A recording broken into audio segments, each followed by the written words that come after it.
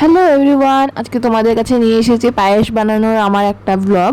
হ্যাঁ, পায়েসের রেসিপির সাথে নিয়ে এসেছি একটা আমি কীভাবে পায়েসটা বানিয়েছি, একদম স্টেপ বাই স্টেপ, একদম এক্স্যাক্ট মেজারমেন্টের সাথে কীভাবে বানাতে হয়। তো পায়েসটা আমি বানিয়েছি, সেই জন্য একটা ভিডিও করে নিয়েছি। আজ অকারণেই হচ্ছে পায়েস, কোনো কারণটা নেই। তো প্রথমে এই পায়েসের জন্য যে চাল নেওয়া হয় সেই চালগুলোকে নিয়ে নিয়েছি। পায়েসের মধ্যে এই চালের মধ্যে পাথরটা তো থাকে, তো আমি একটুখানি চালগুলোকে বাছাই করে নিয়েছি। বাছাই করে নিয়ে সব জিনিসগুলো রেডি করে নেব। একটু জল দিয়ে ধুয়ে নিতে হয় বা ভিজিয়ে রাখলেও হয়, ভিজিয়ে রাখলে তাড়াতাড়ি করে সেদ্ধ হয়ে যায়, তাই জন্য আমি ভিজিয়ে রেখে দিই। আর দেখো, এখানে দুধের মধ্যে নিয়ে নিয়েছি আমি সুধা মিল্ক, ফুল ফ্যাট থাকে এটার মধ্যে, ফ্যাটের জন্য নিয়ে নিয়েছি। তো লিকুইডটা কতটুকু নেব, তো এই কাপ, যে এই কাপের এক কাপ, আমি এই কি দেখেছো কারেন্ট করে ফেলেছি। তা এই কাপ দিয়ে আমি 1 কাপ চাল নিয়েছিলাম, তাই জন্য আমি এই কাপের দিয়ে আমি 9 কাপ মতন আমি জল নেব, লিকুইড নেব। তো এর মধ্যে আমি দুধ দিয়ে দিয়েছি। দুধে দেখো 4 কাপ পুরোপুরি হয়, তো একটুখানি পড়ে যাওয়া, 4 কাপ হয়নি, জল মিলিয়ে আমি 4 কাপ করে দিলাম।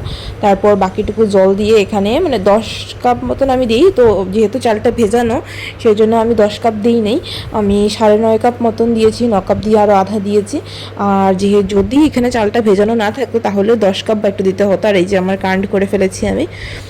তারপর সেই একই কাপে পাউডার দুধ আমি নিয়ে নেবো। পাউডার দুধ আমি যেহেতু এমনি নর্মাল বাড়িতে বানানো হচ্ছে, সেই জন্য আধা কাপ থেকে একটু বেশি নিয়েছি। যদি তোমরা কোনো স্পেশাল ওকেশনের জন্য বানাও, তোমরা যতটুকু চাল দেবে ততটুকুই আমুল দুধও দেবে, পাউডার দুধটা, আর ততটুকুই চিনি দিতে হবে। তো গুঁড়ো দুধটাকে আমি একটা অন্য পাত্রের মধ্যে ঢেলে নিয়েছি যাতে মিশাতে সুবিধা হয়।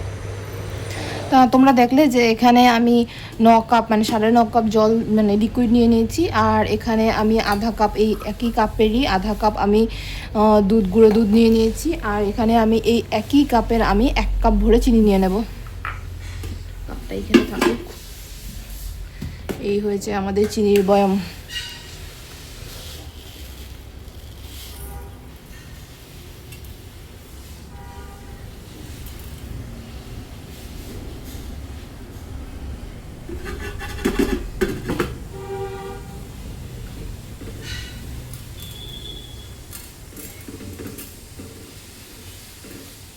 যতটুকু চাল ততটুকুই চিনি।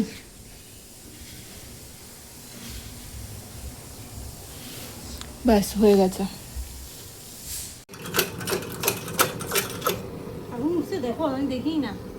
রান্নাঘরে গ্যাসে দাঁড়িয়ে দাঁড়িয়ে আমার পায়েসটা করতে যথেষ্ট সময় লাগে, আর আমি অত সময় দাঁড়িয়ে থাকতে পারি না, আমার পায়ে হাঁটুতে ভীষণ ব্যথা করতে থাকে। তো সেই জন্য মা বললো যে রান্নাঘরে তো আমি রান্না করছি, এখন তো চুলো খালি নি, তা তুই এই পাম্পস্টপের মধ্যে আমি তোকে জ্বালিয়ে দিই, তুই এখানে বসেই বানিয়ে নে, বসে বসে করে নিবি। সব জিনিস আগে থেকেই আমি রেডি করে নিয়েছি দেখলে।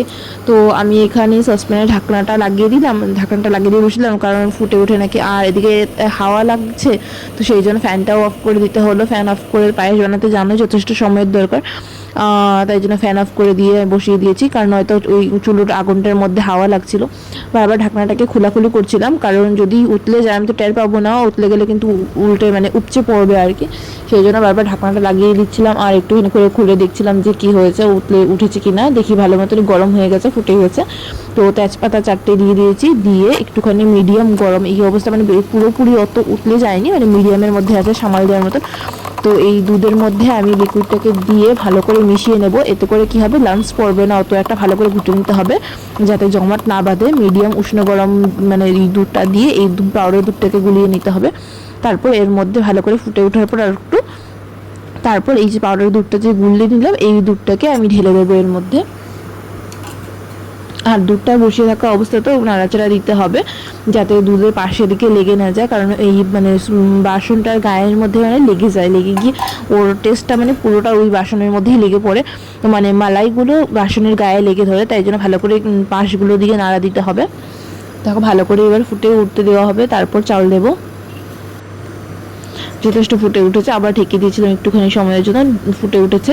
এবার আগুনটা আমি একটু স্লো করে নেব, কারণ নয়তো আমি সামাল দিতে পারি না, আর আগুনটা যথেষ্ট উঁচের দুধগুলো উঠে যায়। তো এখানে পাম্পটাকে একটু ঢিলা আমি করে দিয়ে আবার লক করে দিয়েছি। পরে দিকে আগুনটাকে আবার ফ্লেমটা বাড়িয়ে দেবো। জলটা ছাড়িয়ে নিয়ে আমি চালগুলোকে দিয়ে দিলাম। চালগুলো দিয়ে কিন্তু অনবরত নাড়ানাড়ি করতে হবে। অনেকে কী করে এই চালের সাথে ঘি টি মাখিয়েও দেয়, তো তো আমি তেমন কিছু করিনি। তো চালগুলো দিয়ে শুধু নাড়ানাড়ি করতে হবে, নাড়াচাড়া করলেই হয়ে যাবে। নয়তো চাল দিয়ে যদি নাড়াচাড়া না করো ক্রমাগত, চাল কিন্তু নিচে বসে যাবে আর জমাট বেঁধে যাবে। সেই জন্য চাল দিয়ে ভালো করে মিশিয়ে নিতে হবে, ভালো করে মিশাতে থাকতে হবে 5-10 মিনিট 15 মিনিট মতন, যতক্ষণ পর্যন্ত চালগুলো কিছুটা ভাতের আকারের মতন একটু ফুটে না আসে ততক্ষণ পর্যন্ত একটুখানি ফুটে আসতে হবে। আর পায়েস বানানো মানে পুরোপুরি মানে এই নাড়াচাড়ার উপরে কাজটা, যেহেতু আগুনের ফ্লেমটা আমি কমিয়ে দিয়েছিলাম, আমি আবার আগুনের ফ্লেমটাকে পাম্প করে বাড়ানোর চেষ্টা করলাম, কিন্তু আমি তো বাড়াতে পারছি না, আমি বাড়াইনি কোনোদিনও। তো মা এসে করে দিল, আর সাথে মা বসে বসে হাওয়া করছে, পাখাটা দিয়ে গেল, আমাকে ভীষণ গরম লাগছে। দেখো এই অবস্থায় চালগুলো মানে একটু একটু ভাতের আকার হয়ে এসেছে, মানে একটু একটু বড় হয়ে গেছে। এখন থেকে মানে একটু পরপর নাড়া দিলেও চলবে, অত ক্রমাগত নাড়া না দিলেও চলবে, নাড়া তো দিতেই হবে কিন্তু অত ক্রমাগত না দিলেও চলবে। আর পাশগুলো দেখো আবারও কাচিয়ে নিচ্ছি, পাশের দিকে অনেক মোটা হয়ে দুধের মানে যেটা মানে ফ্যাটটা থাকে না, ফ্যাটটা লেগে থাকে, এতে করে পায়েসের টেস্টটা কমে যায়। ওরকমভাবে চারিদিকে নাড়া দিতে থাকলে না পায়েসের টেস্টটা মানে মেনটেন থাকে আর অনেকটা স্বাদ হয়। আর এদিকে মা আমাকে এনে ছোলা দিয়ে দিল, আমি ছোলা খেতে খেতেই নাড়াচাড়া করছি, আর এদিকে পাখা দিয়ে বাতাস করছি। ভীষণ গরম, বাইরে ভীষণ রোদ উঠেছে, এই গরমের মধ্যে কেন যে বসিয়েছি আর মধ্যে ফ্যান ছাড়া।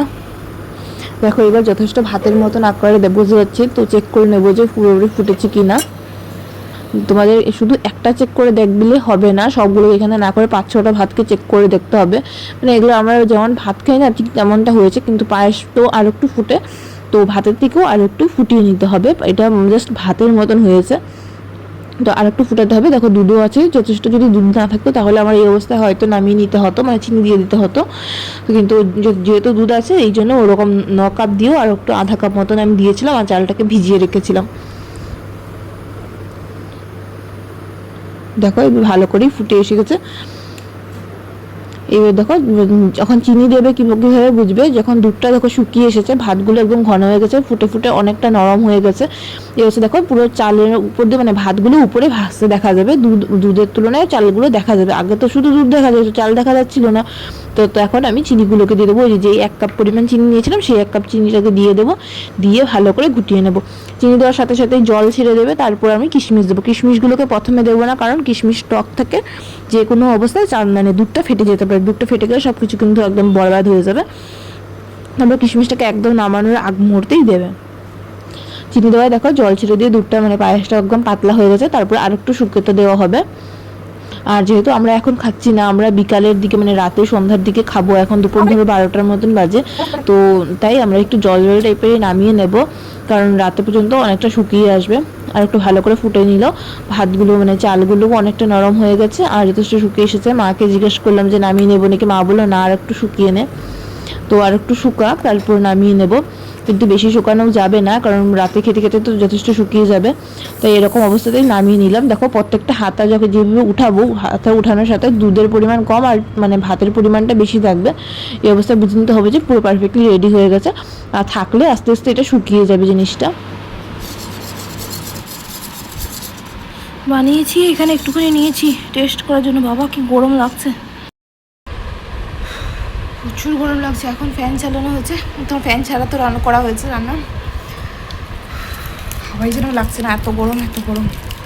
একটু টেস্ট করবো জন্য নিয়েছি, আর ওগুলো গরম, এই গরমে মুখে দেওয়া যাবে না, ভীষণ গরম লাগছে, সাথে লোভ লাগছে, লোভ।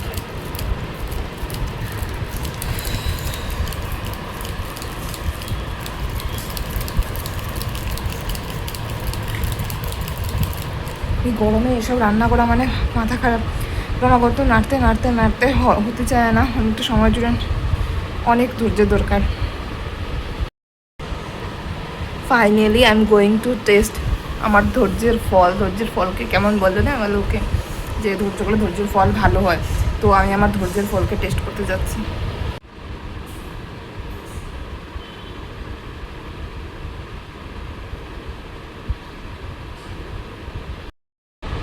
তো ফার্স্ট বাইট খেতে যাচ্ছি, ধৈর্যের ফল দেখবো কেমন হয়। ধৈর্যের ফল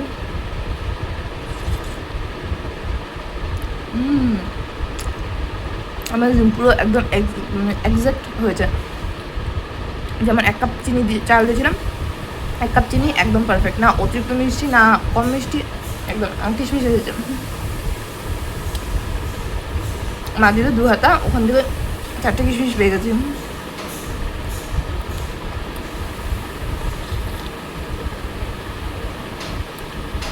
পায়েসটা একটু জল থাকতে নামিয়ে নিয়েছি, কারণ শুকানো মানে এখন থাকতে থাকতে না শুকিয়ে যাবে। খেতে খেতে সেই বিকালে বা সন্ধ্যা রাতের দিকে খাবো, কারণ ঠান্ডা হলে পায়েসটা খেতে স্বাদ লাগে। ফ্রিজে ভরে নেবো তো আরও ঠান্ডা হয়ে যাবে, ঠান্ডা হলে আরও শুকিয়ে যাবে।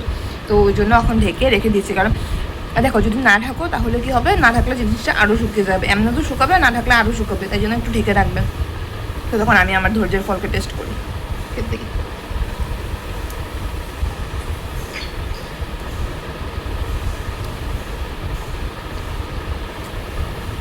রান্না হয়েছে আমাদের বাড়িতে অকারণে পায়েস, আর পায়েসের ঝামেলা না আমার কাছে করে। এই গরমের মধ্যে কেন পায়েস বানানোর কথা ভেবেছিলাম, বাপরে বাপ। সামনে জন্মদিন আসছে, জন্মদিনও পায়েস বানানো হবে। আর জন্মদিনের সময় তো মানে প্রচুর জ্যৈষ্ঠ মাস থেকে জ্যৈষ্ঠ মাস গরম যাকে বলে ফাটিয়ে দেয়।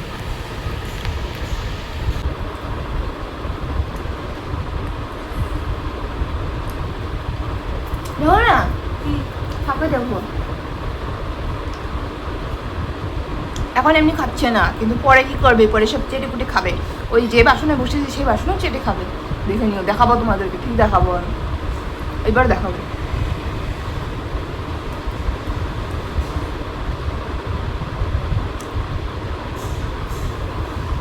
মনে হচ্ছে এক বাটিটা ভরে খাই, সিস্টেম মেটায় না। মনে হয় গরমের দিনে গরম থেকে আসার পর যেমন জল খাওয়া, ঠান্ডা জলও রকম ভরা মনে হচ্ছে পুরো খালি হয়ে যাবে।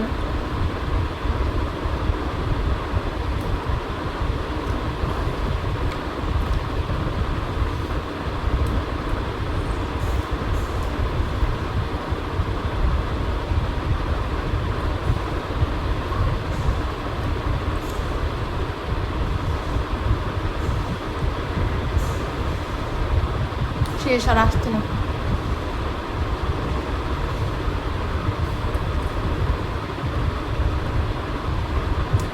এটুকু আছে, এটাকে তো আমি এখন চেটে পুটে খাবো, যেটা তোমাদের দেখাবো না, আমি চেটে পুটে খাওয়া। ক্যামেরাটা অফ করে তারপর আবার দেখাবো, যখন সবাই মিলে একসাথে খাবো তোমাদেরকে সার্ভ করে দেখাবো, তখন আমি এটাকে ধরে চাটি। দেখো রাত্রিবেলা মা পায়েসগুলো দিচ্ছে, পায়েসটার মধ্যে যথেষ্ট জল ছিল, দিনের বেলা তোমরা দেখেছো, এখন দেখো কতটা শুকিয়ে গেছে, একদম ঘন ঘন হয়ে গেছে।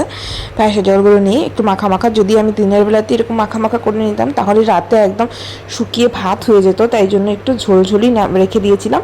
দেখো এখন কীরকম গাঢ় গাঢ় হয়ে গেছে না, এখন একেবারেই পারফেক্ট হয়ে গেছে। যদি তোমরা সাথে সাথে খাও তাহলে শুকিয়ে নেবে, যদি পরে খাও তাহলে একটু ভিজে ভিজেই নামিয়ে নিও।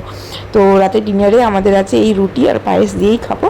তা আমার তো ভীষণ ভালো লাগে রুটি দিয়ে পায়েস খেতে, অনেকে লুচি দিয়েও খায়, অনেকে মুড়ি দিয়েও খায়, সকালবেলা আবার মুড়ি দিয়ে খাবো, অনেকটাই আছে, ভীষণ স্বাদ হয়েছে, মানে চিনি টিনি একদম ঠিকঠাক। যদি ভালো লেগে থাকে সাবস্ক্রাইব করে দিয়ে পাশে থেকো, আর এভাবে অন্য অন্য ব্লগের তোমাদের সাথে দেখা হবে।